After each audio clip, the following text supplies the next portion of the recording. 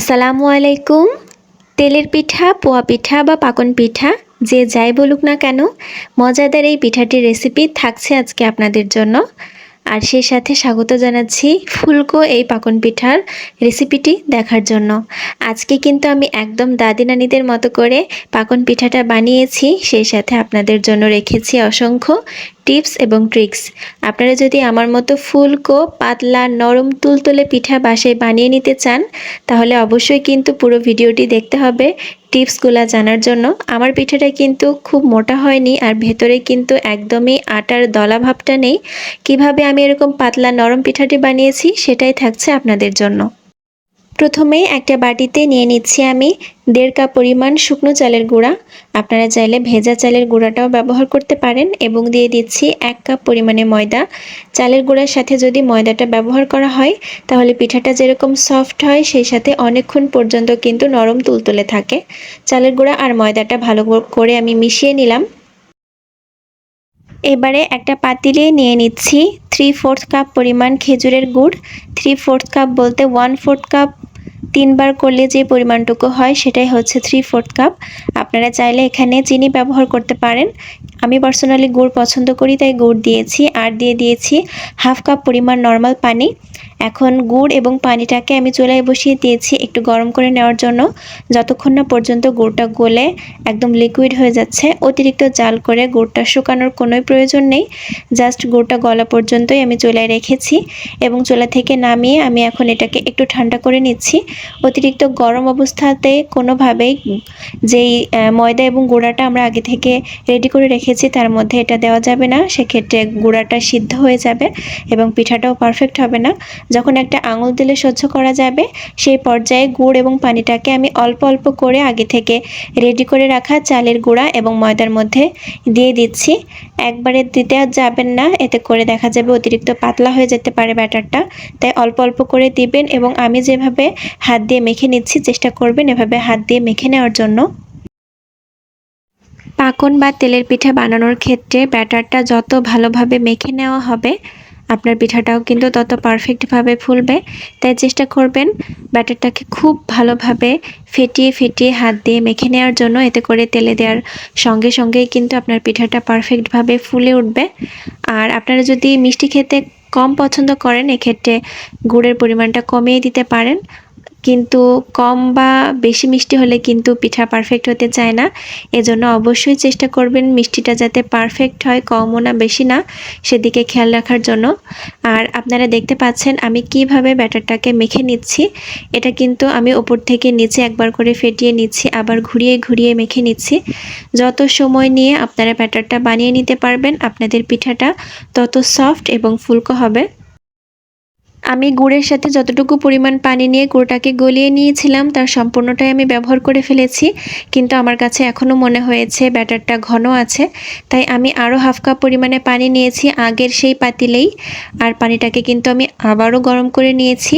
অতিরিক্ত গরম করিনি, আবার কুসুম গরমও করিনি, একটা আঙুল সহ্য করা যায় এমন গরম করেছি। এবং আবারও অল্প অল্প করে ব্যাটারটার মধ্যে দিয়ে আমি ফেটিয়ে নিচ্ছি। দেখতে পাচ্ছেন আমি কিভাবে হাত দিয়ে কাজটা করছি। আর অবশ্যই কিন্তু অল্প অল্প করেই পানিটা মিশাবেন। এই পর্যায়ে আমি দিয়ে দিচ্ছি স্বাদমতো লবণ, কারণ এখন অনেকটাই লিকুইডই হয়ে গিয়েছে ব্যাটারটা। লবণটা দেওয়ার পর আমি আরও ভালো করে ফেটিয়ে নিচ্ছি। আমি পার্সোনালি একটু পাতলা টাইপের পাকন পিঠা খেতে পছন্দ করি, এজন্য আমি ব্যাটারটা একটু লিকুইডই করেছি। আপনারা যদি চান পাকন পিঠাটা একটু মোটা হবে এবং ভেতরে কিছুটা আটার দলা দলা থাকবে, তাহলে কিন্তু ব্যাটারটা আরও ঘন করতে পারেন। আর আমার মতো যদি পাতলা এবং ভেতরে কোনো আটার দলা ভাবটাই থাকবে না সেরকম পিঠা চান, তাহলে অবশ্যই আমি যেভাবে কনসিস্টেন্সিতে ব্যাটারটা বানিয়েছি এভাবে বানিয়ে নেবেন। দেখতে পাচ্ছেন আমার পাকন পিঠার ব্যাটারটা কিন্তু অতিরিক্ত পাতলা লিকুইডও হয়ে যায়নি, আবার খুব বেশি ঘনও হয়ে যায়নি। আমি যখন ব্যাটারটা উপর থেকে ফেলছি, তখন কিন্তু ভেতরের দিকে মানে বাটির নিচের দিকে ব্যাটারটা চলে যাচ্ছে, উপরে কিন্তু ভেসে নেই। আর চামচের দাগ কাটার পরে কিন্তু স্পষ্ট দাগটা দেখা যাচ্ছে। তাই অবশ্যই চেষ্টা করবেন ব্যাটারের কনসিস্টেন্সিটা ঠিক রাখার জন্য। একটা কড়াইতে আমি পরিমাণ মতো তেল দিয়ে দিয়েছি এবং চুলা ধরিয়ে দিয়েছি। চুলার জাল আছে মিডিয়াম টু লোতে। আর প্রথম থেকে শেষ পর্যন্ত আমি একই জালে পিঠাগুলা বানিয়ে নিব। আর অবশ্যই প্রতিটা পিঠা তেলে দেওয়ার আগে চামচ দিয়ে খুব ভালো করে ব্যাটারটা ফেটিয়ে নেবেন। এতে করে পিঠাগুলো খুব ভালো মতো ফুলকো হবে। আর চেষ্টা করবেন একটা গোল চামচ বা গোল কোনো ধরনের কাপ ব্যবহার করার জন্য, যাতে একই মাপের পিঠাগুলো আপনারা ভেজে নিতে পারেন। তেলটা যখন খুব ভালো মতো গরম হয়ে গিয়েছে সেই পর্যায়ে আমি 1 চামচ ব্যাটার তেলের মধ্যে দিয়ে দিয়েছি। আর দেখতে পাচ্ছেন আমার পিঠাটা কতটা ফুলকো হয়েছে, আর অতিরিক্ত কিন্তু মোটা ভাবটাও নেই। এতটাই ফুলকো হয়েছে যে আমার উল্টাতেই কষ্ট হচ্ছিল। আপনারা দেখে নিশ্চয়ই বুঝতে পারছেন। ব্যাটারটা তেলে দেওয়ার পর যখন পিঠাটা ফুলে উঠবে এবং সেই পর্যায়ে আপনারা পিঠাটা উল্টে দিবেন। মোটামুটি 2-3 বার উল্টে পাল্টে 30 সেকেন্ডের মতো রাখলেই কিন্তু পিঠাটা একদম রেডি হয়ে যাবে। আমার একটা পিঠা অলরেডি বানিয়ে নেওয়া হয়ে গিয়েছে। দেখতে পাচ্ছেন পিঠাটা কিন্তু অনেক বেশি ফুলকো হয়েছে। আমাদের গ্রামের দাদিমা নানিরা কিন্তু আমি যতদূর জানি এই সেম প্রসেসিংয়ে ভাকন পিঠা বানিয়ে থাকেন। ওনাদের পিঠা কিন্তু অতিরিক্ত মোটা হয় না এবং ভেতরে কিন্তু কোনো রকম আটা বা ময়দার বা চালের গুঁড়ার কোনো দলা ভাবটা থাকে না। সেই পিঠাগুলা খেতে কিন্তু অনেক বেশি মজা হয়। তো আমিও চেষ্টা করেছি সেম প্রসেসিংয়ে বা সেম টিপস এবং ট্রিক্সগুলা ফলো করে আপনাদের সাথে শেয়ার করে আজকের পাকন পিঠাগুলা বানিয়ে নেওয়ার জন্য। আমি সবগুলো পিঠা অলরেডি ভেজে নিয়েছি আর দেখতে পাচ্ছেন আমার পিঠার কালারটাও কিন্তু খুব সুন্দর এসেছে। একটা পিঠা আপনাদেরকে একটু ভাঁজ করে দেখাই। পিঠাটা কতটা সফট এবং পাতলা হয়েছে সেটা নিশ্চয়ই ভাঁজ করে দেখে বুঝতে পারছেন। এটা যদি মোটা হতো এবং ভেতরে যদি দলাভাব থাকতো তাহলে কিন্তু পিঠার মাঝখান থেকে ফেটে যেত বা ভেঙে যেত। আর কতটা ফুলকো হয়েছে সেটার বাস্তব প্রমাণ তো আপনাদেরকে দেখিয়েই দিলাম।